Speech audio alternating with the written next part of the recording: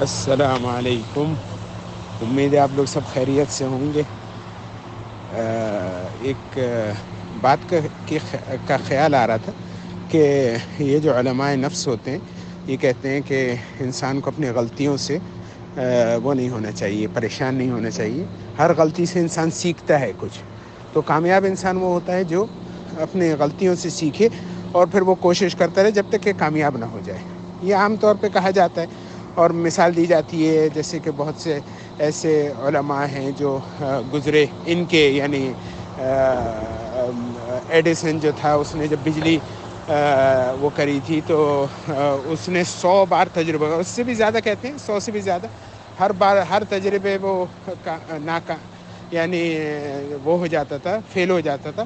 اور پھر اس کے بعد آخرکار اس نے جو آخری تجربہ کرا تو وہ بجلی اس نے انوینٹ کری.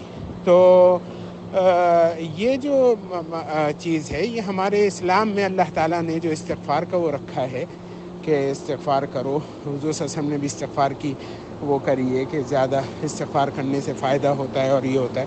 تو اس کے یہی معنی ہوئے کہ انسان اپنی غلطیوں کے اوپر زیادہ دھیان رکھے اور اس سے سیکھے اور پھر اس کے بعد اس کو وہ کرنے کی کوشش کرے، اس غلطیوں کو چھوڑ کر کے وہ کام کرے، یعنی اس غلطیوں سے بچ کر کے. تو پھر وہ دوسری بار پھر ناکامیاب ہو جائے گا، پھر تیسری بار، پھر ہوتے ہوتے ہوتے آخرکار وہ ایک بار کامیاب ہو جائے گا. اور یہی کامیابی کا راز ہے کہ انسان استغفار جو جس طرح ہمارے اس میں کہا گیا اسلام میں کہ جو استغفار کرے تو اللہ تعالیٰ اس کے لیے ہر پریشانی سے اس کو نکالنے کا راستہ بتا دیتا ہے اور اور اس کے اوپر اس کو اتنا یعنی رزق ادا کرتا ہے جہاں سے وہ اس نے سوچا بھی نہیں ہوتا. یعنی ایسے رزق عطا کرتے ہیں جہاں سے اس نے سوچا بھی نہیں ہوتا کہ یہ رزق اس کو ملے گا. تو اسی لیے کہ جب وہ اپنی غلطیوں کو اپنے سامنے رکھتا ہے تو وہ جو ہے وہ پھر اس کے بعد اس غلطی میں نہیں پڑتا. وہ اب یہی سوچ لے انسان کہ جس طرح کہ اگر وہ فرض کریے کوئی کوشش کر رہا ہے، قرآن شریف حفظ کرنے کی کوشش کر رہا ہے، تو اپنے عقل کو کمزور اور اپنا کہ اب میرے وہ نہیں رہا اور وقت نہیں رہا، اس کے بدلے اگر وہ اس بات کے اوپر دھیان رکھے کہ اس سے غلطی کہاں پہ ہو رہی ہے، اس کو اور چیزوں کے لیے وقت مل جاتا ہے اور اس چیز کے لیے نہیں ملتا، یا دین کا کوئی علم حاصل کرنا چاہ رہا ہے، تو وہ جو ہے وہ یہ سوچے کہ بھئی اور لوگ بھی تو کامیاب ہو گئے، اور لوگوں نے بھی تو پڑھا اور ان لوگ کامیاب ہو گئے، میں کیوں نہیں کامیاب ہو سکتا. تو وہ جو ہے وہ پھر اپنی غلطیوں سے بچ کر کے وہ آخرکار ایک دن کامیاب ہو جائے گا. اسی طرح لوگوں کے ساتھ جو تعلقات ہوتے ہیں، اگر کسی تعلقات میں وہ فیل ہو جائے اور یعنی اس کی کوئی کسی کے ساتھ خلاف ہو جائے، اس کا اختلافات چلیں، تو وہ اس کو دوسروں کی غلطیاں سوچنے سے اس کو کوئی فائدہ نہیں ملے گا، اس لیے کہ دوسرے تو اسی طرح رہیں گے جس طرح وہ ہیں. اگر وہ اپنی غلطی کی طرف دیکھے گا کہ مجھ سے کیا اس بات میں غلطی ہوئی تھی، تو ایک تو اس کا اندر کا جو غصہ ہے وہ بھی ختم ہو جائے گا، اور دوسرے یہ کہ اس کو پھر دوسری بار جب وہ اپنے اور لوگوں کے ساتھ جو تعلقات ہوں گے اس کے اوپر اثر نہیں ہوگا، وہ جو ہے وہ کامیاب رہے گا. اور اسی کو اگر استغفار کو جب وہ استغفار کی انسان کی عادت بن جاتی ہے تو اس کی یہ معنی ہوتے ہیں کہ اس کے اپنی غلطیوں کو دیکھنے کا ایک ہنر ہو جاتا ہے. وہ ہر اس میں اپنی ہر اس میں ناکامیابی میں اپنی غلطی کی طرف زیادہ دیکھتا ہے. تو اس طرح ہوتے ہوتے اس کی ایک عادت بن جاتی ہے، وہ دنیا میں بھی کامیاب ہو جاتا ہے اور آخرت کے تو جو اعمال ہیں اور جو علم حاصل کرنا ہے اور جو عبادتیں کرنی ہیں اور جو وہ کرنا ہے اس کے اندر بھی وہ کامیاب ہوتا ہے. اس لیے اس کی ایک عادت بن جاتی ہے. اور اسی کو اگر شکر کے ساتھ ملا دیا جائے، شکر جو ہے وہ یہ ہے کہ انسان اپنی زندگی کے جو اس کو اللہ تعالیٰ نے نعمتیں دی ہیں اس کی طرف دھیان دے، جو اس کو نہیں ملا اس کی طرف نہ دھیان دے، اس لیے کہ وہ تو شکر کے خلاف ہے. تو جب وہ اپنی زندگی پہ دیکھے گا کہ خالی اس نے اللہ تعالیٰ نے اس کو یہ دی ہے، صحت دی ہے، اس کو مسلمان بنایا، اس کو یہ نعمتیں دی، صحت دی، اس کو رزق دیا، اس کو اچھا رزق ہے اس کے پاس، اس کے گھر ہے، بچے ہیں، یہ سب نعمتیں ہیں، اس کے بھائی بہن ہیں، تو یہ سب نعمتوں کی طرف تو وہ شکر ادا کرے گا.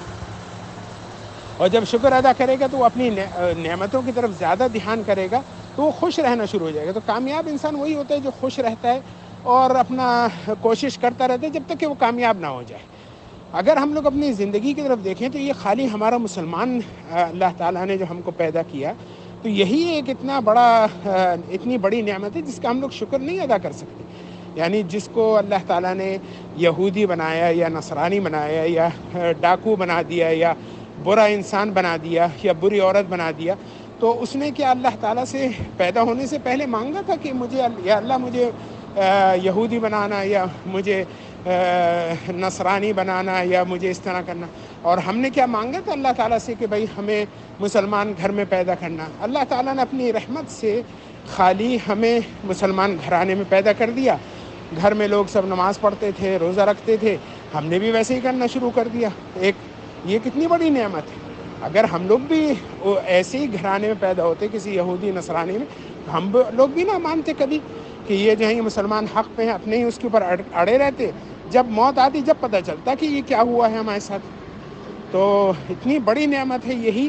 اگر اسی کے اوپر انسان اللہ تعالیٰ کا شکر ادا کرے کہ کتنی بڑی اللہ تعالیٰ نے اس کو نعمت دے دی، اور وہ جو ہے وہ اس سے بچا ہوا ہے کہ اللہ تعالیٰ نے اس کو توفیق دی کہ وہ جو ہے وہ اپنے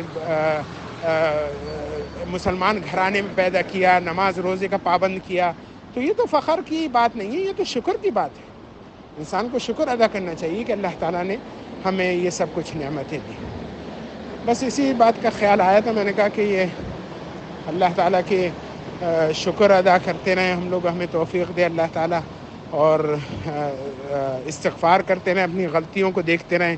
ہر چیز میں پہلے اپنی غلطی نظر آئے اور دوسروں کی غلطیوں کو چھوڑیں.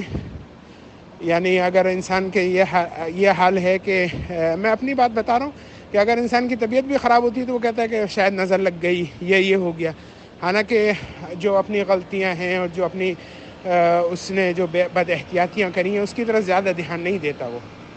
تو اللہ تعالیٰ ہمیں توفیق دے کہ ہم لوگ شکر کریں اور ہم لوگ وہ کریں،